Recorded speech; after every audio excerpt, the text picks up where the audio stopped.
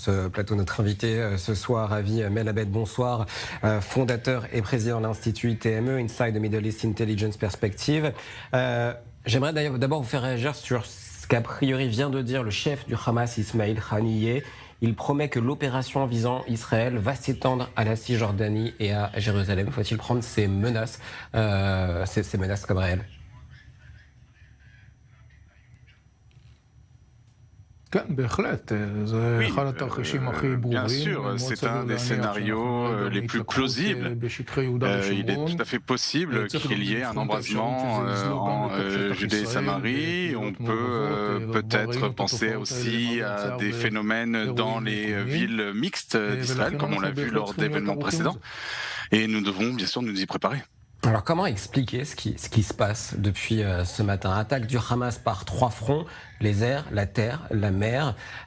Comment Tsahal n'a pas vu ce qui allait se passer?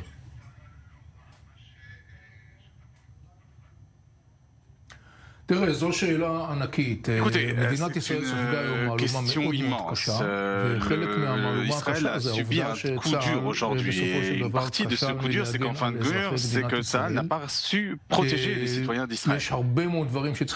Et il y a beaucoup de choses qu'il faudra examiner suite à ce qui s'est passé. D'abord parce que Tsahal a tous ces systèmes de contrôle et de suivi, des systèmes d'une grande ampleur et aussi des forces qui sont déployés et qui sont censés répondre exactement à ce type d'événement. Le fait que cela n'ait pas eu lieu, c'est un immense échec. Il va falloir examiner cela vraiment en profondeur, aller aux bases du problème. Mais ça n'est pas vraiment le moment de le faire. Mais c'est évident que le temps venu, il faudra le faire. Et j'espère qu'on le fera le temps venu. Alors, le temps venu, c'est celui de la riposte glaive de fer. C'est le nom de l'opération lancée par Israël depuis ce matin. On a vu les images tout à l'heure de frappes a priori très, très ciblées. C'est la première étape de glaive de fer?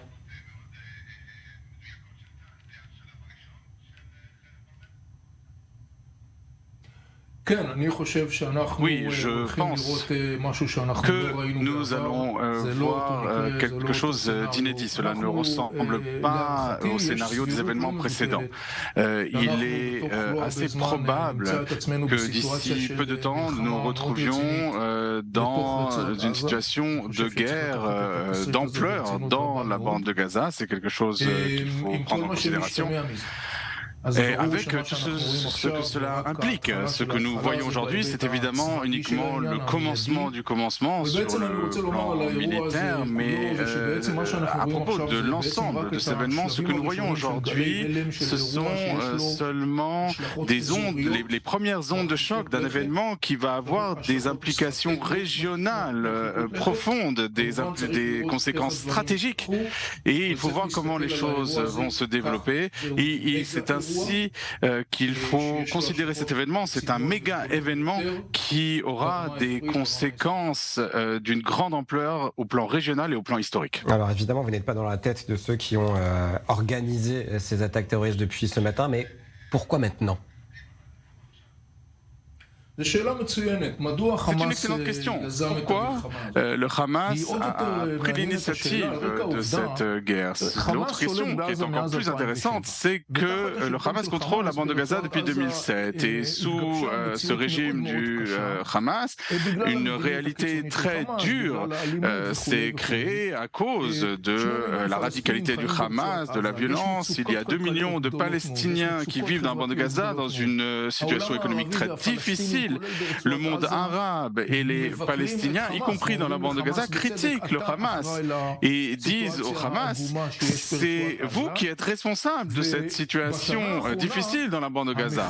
Or, au cours de l'année passée, les protestations contre le Hamas sont devenues de plus en plus publiques. Il y a eu des appels d'habitants de la bande de Gaza à faire tomber le régime du Hamas et Israël, dans le cadre cadre d'une politique, de sa politique, a allégé les conditions de la bande de Gaza, a permis à des Gazaouis de venir travailler en Israël notamment, pour alléger la détresse économique. C'est-à-dire que Israël, en fait, a servi le Hamas, puisque cela a aidé le Hamas à se débarrasser un petit peu de cette pression des citoyens de la bande de Gaza. Donc la question que vous posez est une question intéressante. Pourquoi le Hamas a-t-il pris l'initiative de lancer cette guerre? Je pense qu'il y a deux éléments liés l'un à l'autre qui pourraient offrir une réponse. Tout d'abord, c'est une lutte interne de pouvoir au sein interpalestinienne. Eh bien, puisqu'il y a une lutte de pouvoir entre le Hamas et le Fatah et l'autorité palestinienne. Donc il y a cette immense lutte de pouvoir qui va être le leader du peuple palestinien. Or le Hamas essaye en permanence de se placer comme le leader du peuple palestinien, à dire aux Palestiniens que c'est là la bonne voie, c'est la voie du succès pour les Palestiniens.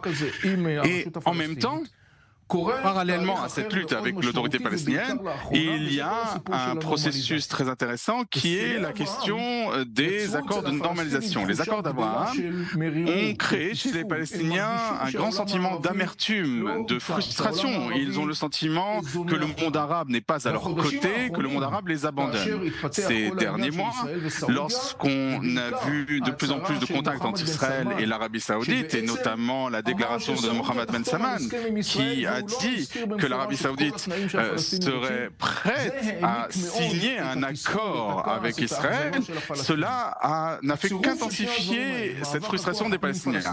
Et donc ces deux éléments, la lutte de pouvoir interpalestinienne et la grande amertume des Palestiniens suite aux accords d'Abraham et à un éventuel accord avec l'Arabie Saoudite, tout cela peut-être a donné au Hamas l'impression que c'est là l'occasion de dicter l'avenir, dicter les futurs événements. Alors on va évoquer évidemment l'Arabie Saoudite avec sa réaction dans quelques instants. Avant cela, j'aimerais qu'on se rende sur le terrain. On va retrouver Maël Benoliel. Bonsoir, envoyé spécial du côté de Sderot. Vous tentiez tout à l'heure de rejoindre Sderot. C'est chose faite ?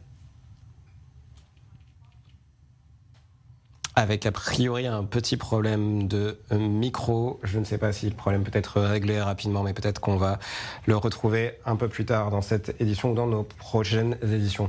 Avi Melamed, je vais du coup me tourner à nouveau vers vous. Vous parliez de l'Arabie Saoudite.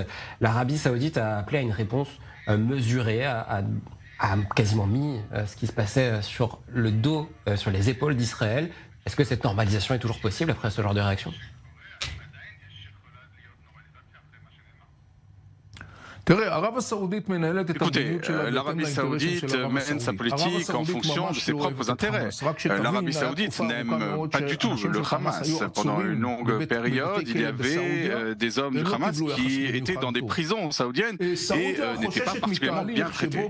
L'Arabie Saoudite craint un processus où on va avoir une opération de grande envergure d'Israël dans la bande de Gaza, ce qui va créer des images difficiles pour le monde arabe, des critiques dans le monde, et peut-être que cela risque d'éloigner l'Arabie Saoudite de ses contacts avec Israël. Mais lorsque les Saoudiens font ce type de déclaration, il faut aussi regarder au-delà des mots et lire entre les lignes. Les Saoudiens veulent un accord avec Israël parce que cela sert les intérêts saoudiens. Et un des éléments de cela, c'est que la bande de Gaza est devenue une zone d'influence de l'Iran, ce qui est un défi aussi bien pour Israël que pour l'Arabie Saoudite dans le contexte du Proche-Orient. Donc je prendrai ces déclarations avec prudence, mais il est clair qu'ils doivent dire quelque chose dans cet esprit. Alors vous restez avec nous, on va continuer à analyser cette situation. Avant cela, on a rétabli la connexion avec Maël Benoliel. Depuis donc Sderot, a priori, vous avez donc réussi à vous rendre dans la ville du sud d'Israël, Maël. Oui, tout à fait, Christopher. Nous sommes à proximité désormais du centre-ville. Dans ce centre-ville, il y a ce commissariat et nous nous entendons actuellement de fortes détonations. Il y a un incident en cours puisque depuis notre arrivée, il y a quelques minutes, nous avons entendu de nombreux échanges de coups de feu ici, mais aussi de fortes détonations comme celle dernière que nous venons d'entendre. Il y a aussi des interceptions au-dessus de nos têtes. À noter que la sirène n'a pas retenti ici. Nous avons aussi vu de nombreuses ambulances arriver depuis là-bas dernier mois et prendre la direction du nord du pays, des ambulances avec sans doute, c'est même sûr, des blessés à l'intérieur. Et puis évidemment sur place ici, il n'y a que des forces de sécurité israéliennes, très peu d'habitants, si ce n'est des habitants qui cherchent à fuir la ville et à se réfugier un petit peu plus au nord. Donc encore une fois, un incident est toujours en cours ici dans la ville de Sderot. Nous pouvons entendre les détonations, nous pouvons entendre les coups de feu. Et voilà, pour le moment, on sait aussi que même si plusieurs localités ont été reprises par les soldats de Tsahal ces dernières heures, il y en a encore au moins 2 où se déroulent actuellement des incidents. On parle d'incidents avec otages. Voilà, c'est sans parler du fait qu'évidemment, cela a été confirmé par le porte-parole de Tsahal. Plusieurs dizaines d'Israéliens, des civils, mais aussi des soldats ont été kidnappés et se trouvent actuellement dans la bande de Gaza. Et parmi eux, il se pourrait, cela n'a pas été encore officialisé, mais il y aurait parmi eux des officiers et des généraux de Tsahal. Alors Maël, vous nous parliez tout à l'heure de cette prise d'otage potentielle sur le kibbutz de Be'eri. Est-ce qu'on en sait plus ce soir ? Non, vous savez, les informations, elles arrivent au compte-gouttes.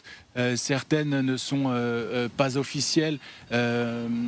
Ces informations qui nous parviennent d'habitants qui se trouvent sur place. Je suis moi-même en contact avec un habitant du kibbutz de Nachalos, de cette localité agricole qui se trouve vraiment sur la frontière et qui me dit que la situation est loin d'être sous le contrôle.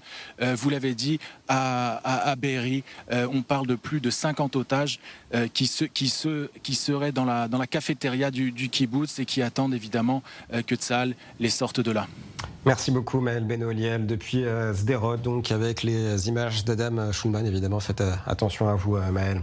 Nous sommes en ligne avec Ilan Klein, directeur des relations extérieures au Magen David Adom. Bonsoir, merci d'être avec nous. Le bilan semble donc de plus en plus s'alourdir. Ilan, que pouvez-vous nous dire sur ce bilan? Plus de 100 morts et 1000 blessés donc ce soir. Oui, c'est le bilan pour le moment. Les secouristes du Magen David Adom continuent à traiter, à évacuer des blessés vers les hôpitaux. Les ambulances du Magen David Adom font aussi l'évacuation secondaire des hôpitaux dans le sud pour le nord et le centre d'Israël. Les chiffres, on peut les voir maintenant, mais malheureusement, ça va encore changer. Alors, on a vu beaucoup d'images circuler sur les réseaux sociaux, dans les médias israéliens, de longues files d'attente sur les centres de dons de sang. Vous recommandez ce soir aux Israéliens de ne pas venir? Il y a trop de files d'attente, c'est cela? Tout à fait. On va continuer les collectes de sang demain matin. Bien entendu, vous pouvez voir sur le site du Magen David Adom les lieux pour donner le sang. Pour le moment, dans les centres de prélèvement de sang, il y a 7 personnes. Alors, je rappelle le site du Magen David Adom, mdais.org, c'est votre site internet. Alors, on l'a vu sur ces images, vous êtes à bord de votre véhicule de patrouille, vous êtes vous-même sur le terrain, Ilan Klein, pour tenter de secourir les Israéliens blessés? Tout à fait. On a élevé l'état d'alerte du Magen David Adom au niveau maximal.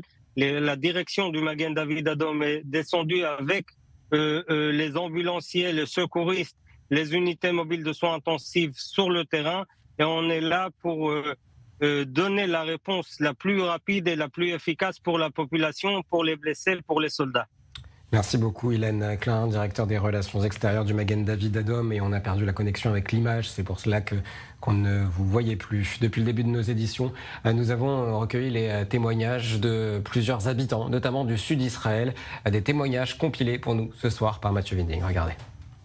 Le matin, quand ça a commencé, j'étais dehors, assez loin de la maison, et j'ai dû courir et rapidement y arriver. Ce qui est très étonnant, on est absolument ahuri par ce qui s'est passé, évidemment. Mais chez nous, par exemple, il y a eu des terroristes qui sont pénétrés dans le kibbutz, et on a dû attendre 8 heures jusqu'à ce que l'armée arrive. En attendant, ce sont des gens du kibbutz qui sont entraînés pour ça, qui se sont battus contre les terroristes, et on a eu 3 blessés. Le reste de la population a dû être c'est complètement enfermé, et on n'est pas sorti du mamad, on n'est pas sorti depuis le matin. C'est la première fois que je suis tellement hystérique. C'est la première fois qu'on est dans cet état que c'est pas que les roquettes, c'est aussi les terroristes qui sont dehors. Mes enfants ont passé Shabbat donc entre et actuellement, je suppose que, je ne sais pas si ça va continuer, mais donc ils étaient entre la maison et l'abri qui se trouve en bas des escaliers. Donc il y a quelques étages à descendre. Ils ont été réveillés ce matin par un des enfants pour effectivement tous descendre, et ça a été très régulier. Donc voilà, ils savent pas ce qui se passe, ils comprennent pas, ils font ce qu'on leur dit, ils descendent dans l'abri, ils remontent, ils redescendent, ils remontent. On va s'intéresser maintenant à ces réactions internationales compilées depuis Paris, depuis nos studios parisiens par vous, Anne-Charlotte Rouxel. Bonsoir. Des réactions occidentales quasi unanimes. Absolument, c'est vrai qu'elles sont assez unanimes. L'Union européenne condamne les attaques du Hamas. En France, Emmanuel Macron a déclaré sur les réseaux sociaux que la France est unie à Israël et aux Israéliens, attachés à leur sécurité et à leur droit à l'autodéfense. Et c'est la même tonalité dans le reste de l'Union européenne. Berlin, Madrid, Londres, Rome, tous réprimandent fermement les attaques menées par les terroristes du Hamas et expriment leur soutien au peuple israélien. Alors il y a également des positions qui sont moins tranchées, comme celle de la Russie qui appelle à la retenue et à un cessez-le-feu, celle de la Turquie qui demande aux Israéliens et aux Palestiniens à agir de manière raisonnable et à éviter une escalade de violence. Et puis il y a également celle du Royaume du Maroc qui appelle à un arrêt immédiat de tous les actes de violence. Et puis on retrouve des positions opposées comme celle de l'Arabie Saoudite et de l'Iran qui, eux, soutiennent l'attaque du Hamas contre Israël. Et enfin, outre-Atlantique, le Canada condamne sans réserve l'attaque terroriste menée contre Israël. Et le président américain Joe Biden, qui a pu s'entretenir aujourd'hui avec Benjamin Netanyahou, a précisé que les États-Unis se tenaient aux côtés d'Israël et soutenaient pleinement le droit d'Israël à se défendre. Et il met en garde tout acteur hostile à Israël qui chercherait à profiter de la situation. Il entend. Merci beaucoup Anne-Charlotte Rouxel, notre correspondante à Paris. Avi Melamed, si la traduction fonctionne, je vais me tourner une dernière fois vers vous. On a entendu toutes ces réactions. Je n'ai pas entendu celle de Mahmoud Abbas. Pourquoi ? I guess you ask me why don't reaction by Mahmoud Abbas. זה חוזר בעצם למה שאמרתי, זאת אומרת... Cela revient à ce que je viens de dire. מחמוד עבאס בטח לא יכול עכשיו לצאת החוצה ולהיראות כמישהו תומך בחמאס מכל סיבה שהיא, בוודאי לא כשהוא בעצם ביריבות s'exprimer comme s'il soutenait le Hamas avec cette rivalité entre le Fatah et le Hamas. Peut-être qu'au fond de son cœur, Mahmoud Abbas espère-t-il que c'est un pas du Hamas qui va entraîner une riposte très sévère d'Israël et peut-être éliminer. Mais Mahmoud Abbas doit s'assurer que les forces, qu'il n'y aura pas d'escalade en Judée-Samarie, c'est-à-dire que s'il ne sera pas de sauver la peau du Hamas, ça c'est évident, pour les raisons que j'ai évoquées, et il faut voir quels vont être les développements par la suite, comment, et en fonction de ça, les différents acteurs vont avoir différentes réactions, il y aura des alliances et des accords qui vont se créer. Alors, parmi ces accords, il y a le Hezbollah au nord, est-ce que j'imagine que c'est évidemment aussi une situation à surveiller? Une des questions, c'est est-ce qu'on a vu aujourd'hui, est-ce que cela fait partie d'un programme plus étendu où on aura une union des fronts? On en parle depuis assez longtemps, c'est-à-dire que le Hezbollah, le Hamas et le djihad islamique ainsi que d'autres milices qui sont présentes en Syrie, qui sont soutenues par l'Iran, que tous ces éléments attaquent ensemble Israël. C'est un concept, on appelle ça la ceinture de feu au sein des forces de sécurité israéliennes, donc une lutte sur tous les fronts. Le Hezbollah est dans une situation un peu particulière parce qu'à l'heure actuelle, le Hezbollah n'a pas intérêt à se joindre au combat.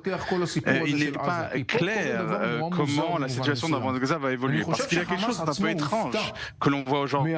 Je pense que le Hamas a été lui-même surpris des résultats spectaculaire de son attaque aujourd'hui. Il est tout à fait possible que le Hamas n'ait pas prévu une telle réussite. Et il va falloir attendre de voir ce qui va se passer sur le terrain. Est-ce qu'une démarche d'ampleur dans la bande de Gaza va obliger le Hezbollah à s'impliquer dans le combat?